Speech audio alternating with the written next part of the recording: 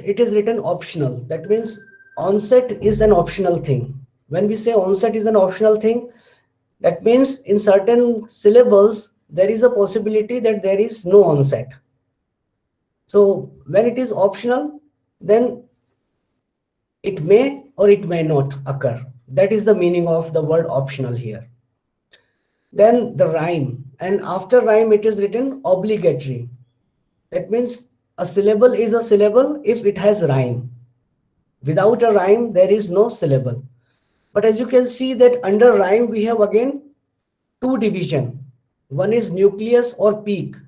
So nucleus or peak, they are synonymous word. You can either use nucleus or you can use peak. That's why we have written this in the in the oblique, using oblique. So nucleus and peak, that is obligatory. That means there is no syllable without a nucleus. But again, in the rhyme we have coda, and as I said in the last class, that coda means tail, the last part of the syllable, and that is also optional. Coda is also optional thing. So again, the meaning of optional is it may occur or it may not occur. Now the important thing is you need to understand what will come under these headings. So basically we have three headings: onset, nucleus, and coda. So what will come under onset? Consonants. You can have consonants. In coda, you can have consonants. So it can be one consonant or a consonant cluster that will come under onset or coda. But when it comes to nucleus, then we have only a vowel sound or a diphthong will occur under nucleus. Now we have this example, and once you have an example like this, you have two words, cat and skin, as you can see on the screen, and we have drawn the diagram, we have drawn the syllable structure for this word. Now when it comes to cat, now cat is a monosyllabic word. It has only one syllable. So it has only one syllable, and we try to find out, okay, what is the first sound in cat? It is k, and k is a consonant sound, as we know. So we will put k under onset. So this will be our onset. Now the second sound a is your vowel sound, and as you know that vowels are the loudest. Vowels are sonorous. So what will become the peak or nucleus? A will become the nucleus. So you will put a sound under nucleus, as we have done in the figure. Then the last sound is th, and you know the sound is also cat, is your consonant sound, and it is the tail, because after that you have no sounds. So the last sound and last consonant sound will be a coda sound. So you have put t under coda. So this is a syllable structure for the word cat. Now let's say you have a word skin. Now here in this word, it is different from cat in the nature, because on the onset you have two consonants, s and k, and you have a consonant cluster. So what you will put? You will put these two sounds, s and k. And what type of sounds are these? S. So this s sound is your alveolar sound, sound, and k sound is your plosive sound or stop sound. So this combination, like alveolar and stop, they can come together. So you have like onset, and you put sound s and k in the onset. Now under nucleus, you know skin, e sound is there, and e is a vowel sound. So you put this vowel sound under nucleus, and final is your coda sound. Coda is na. Na is also your alveolar sound, and you will put here. So in this example, as you can see that every slot is filled. Like onset slot is also filled. Nucleus is obligatory, so you must have a nucleus if you have a syllable, and you have also a coda. So it's like a balanced. You have onset, you have nucleus, you have coda. The combination of nucleus and coda is known as rhyme. So this thing you need to remember. So the vowel sound will not directly come under rhyme, but it will come under nucleus. Now we will see more examples. Now we have a word like is. Is an auxiliary. For example, he is playing. So we want to draw a syllabic structure for the word is. And when we transcribe this word, the transcription would be is like this. Is, z sound and e sound. Now, when we try to fill this, we find that there is no onset. That means there is no consonant. This word starts with the vowel sound. And what is that vowel sound? Vowel sound is E. So what we have done here, we have put a cross. We have put a cross under onset. That means there is no onset here. The starting sound is the nucleus, the vowel, the loudest one, E is. So we have put E under nucleus here. And what is coda here? The coda is Z sound. And Z is again your consonant sound. So this is the syllable structure of word is, because is also a monosyllabic word. So there is no problem here. We can very easily draw the syllable structure of the word is. Now here we can see a different word. Now what is that word? The word is he. He is going. So that he pronoun we have, masculine pronoun he, singular. So first sound is her. And the second sound is E, long E, he. So we know that first sound is consonant sound, and we know what type of sound is her sound. Her sound is a glottal sound, fricative sound.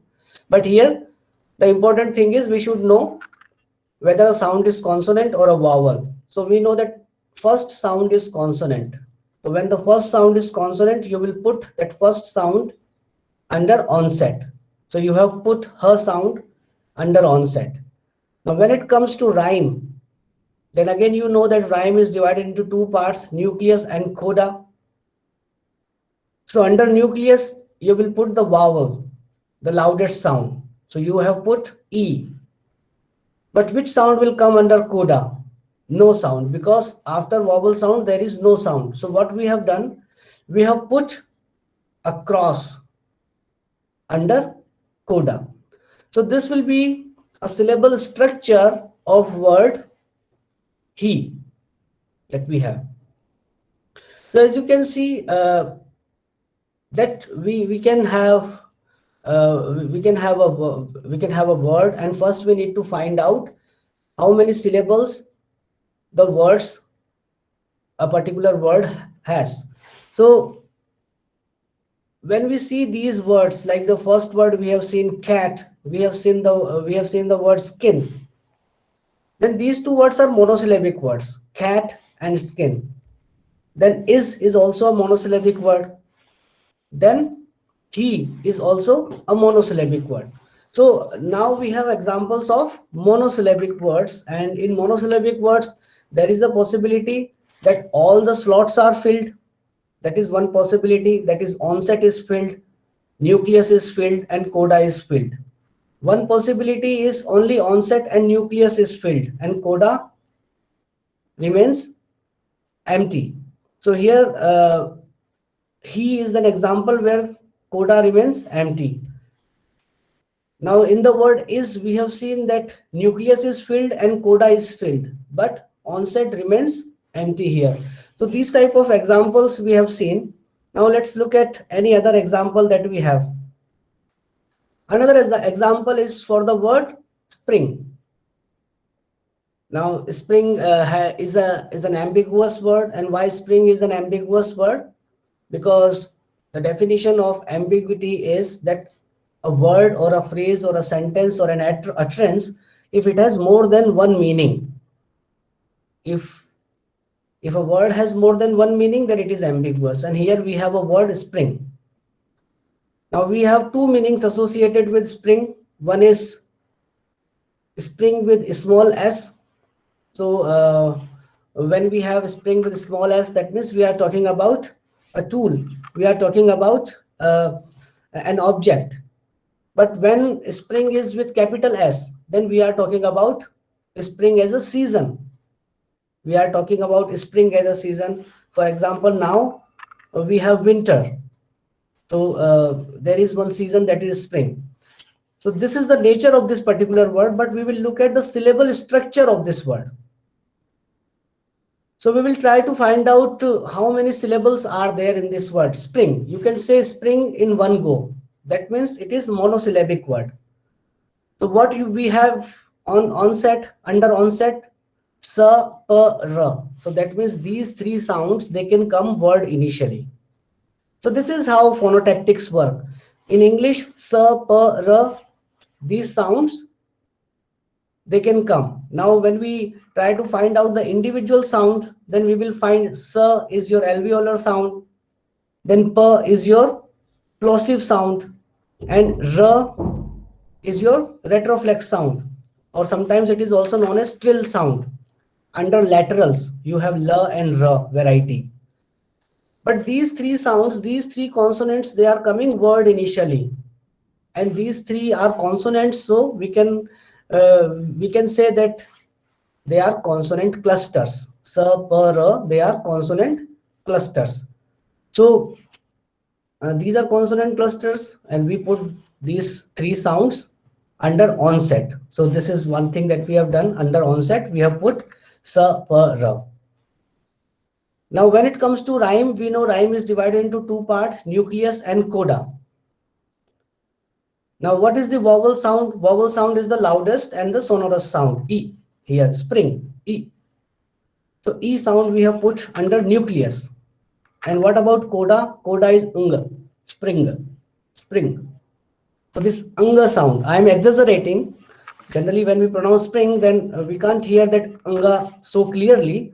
But this anga sound is the coda, and we also know that anga sound is a nasal sound. It is a velar sound. So again, like you can see, again the syllabic structure of word spring here you have.